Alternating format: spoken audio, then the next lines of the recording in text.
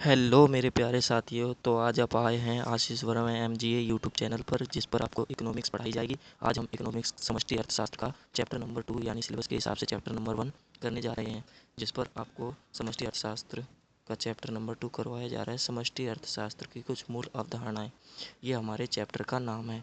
इस चैप्टर में हम कई टॉपिक कवर करने वाले हैं, जैसे कि वस्तुओं का वर्गीकरण, कि वस्तुओं को कितने भागों में विभाजित किया गया है, कि वस्तुओं का वर्गीकरण, जैसे वस्तुओं को दो भागों में बांटा गया है, अंतिम वस्तुएं और मध्यवर्ती वस्तुएं।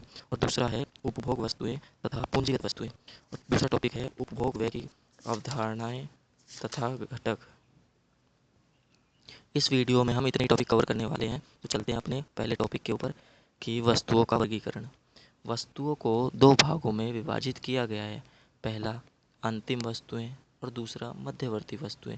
अंतिम वस्तुएं यानी फाइनल गुड्स, मध्यवर्ती वस्तुएं यानी इंटरमीडिएट गुड्स।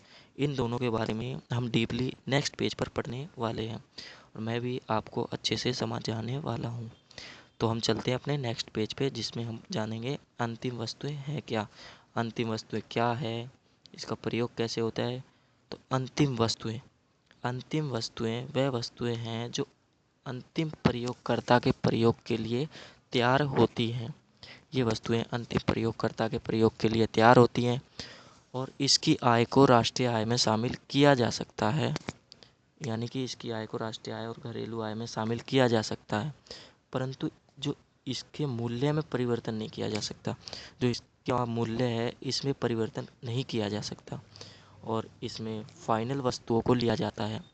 जैसे उदाहरण के लिए भी, कि परिवार द्वारा प्रयोग किया गया दूध, इसको हम उदाहरण के तौर पर ले सकते हैं। दूसरा हमारा टॉपिक है मध्यवर्ती वस्तुएं। मध्यवर्ती वस्तुएं, इसके बारे में भी हम डीपली जानने वाले हैं कि मध्यवर्ती वस्तुएं है क्या, इसका प्रयोग क्या होता है। मध्यवर्ती वस्तुएं वह वस्तुएं होती हैं जो अंतिम प्रयोगकर्ता के प्रयोग के लिए तैयार नहीं होती। जैसे कि कोई उपभोक्ता है, वो उसका प्रयोग नहीं कर सकता क्योंकि वो फाइनल तैयार है नहीं, और इसकी आय को राष्ट्रीय आय में शामिल नहीं किया जा सकता। परंतु जो ये है ना, इसके मूल्य में परिवर्तन किया जा सकता है। हम इसकी कॉस्ट में कितना भी डिफरेंस कर सकते हैं, और इसमें कई वस्तुएं शामिल होती हैं। जैसे कंपनियों द्वारा इस्तेमाल किया गया कच्चा माल, गेहूँ जैसे आदि शब्द इसमें शामिल हो सकते हैं। ये हो गया हमारा टॉपिक फर्स्ट। अब सेकंड टॉपिक पर जाते हैं, उपभोग वस्तुएं या उपभोक्ता वस्तुएं। इसके बारे में हम जानने वाले हैं। उपभोग वस्तुएं वे वस्तुएं होती हैं जो मानवीय आवश्यकताओं को संतुष्ट करती हैं प्रत्यक्ष रूप से। उदाहरण के लिए, परिवार द्वारा प्रयोग किया गया दूध, आइसक्रीम, ये वस्तुएं खरीदने पर परिवार द्वारा उपभोग की जाती है।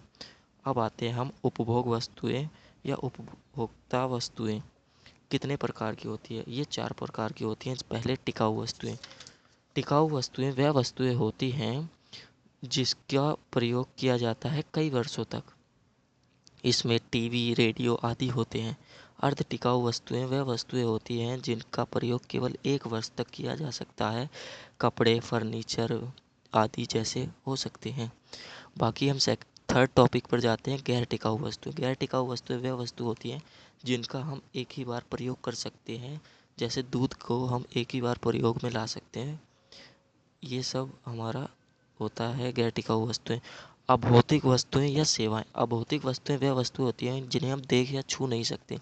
जैसे सेवाएं, जैसे डॉक्टर, वकील, ये उदाहरण के तौर पर हो सकते हैं। अब दूसरा टॉपिक आता है हमारा पूंजीगत वस्तुएं। पूंजीगत वस्तुएं वह वस्तुएं होती हैं जो स्थिर परिसंपत्तियां होती हैं। पूंजीगत वस्तुएं उत्पादकों की, उदाहरण के प्लांट और मशीनरी। अब हो गया अब आ गया हमारा दूसरा टॉपिक, उपभोग व्यय की अवधारणा तथा घटक, जिसमें परिवार की आवश्यकताओं को संतुष्ट करने के लिए उपभोक्ता वस्तुओं को खरीदते हैं। सरकार उपभोक्ता वस्तु खरीद सुरक्षा बलों के लिए करता है। गैर लाभ निजी संस्थाएं, जैसे मंदिर आदि पर खर्च करने के लिए किया जाता है। तो थैंक्स फॉर वॉचिंग गाइस। इस वीडियो में हम करेंगे आपको धन्यवाद। आशीष वर्मा एमजी यूट्यूब चैनल पर पार्टिसिपेट करने के लिए थैंक्स फॉर वॉचिंग। इस वीडियो में इतना ही, बाकी टॉपिक हम अगली वीडियो में करेंगे। इसका नेक्स्ट पार्ट जल्दी लाएंगे, उसमें हम अपना जो ये चैप्टर है इसके 2 पार्ट लाएंगे, चैप्टर कंप्लीट हो जाएगा। बाकी आशीष और जी बहुत बहुत धन्यवाद।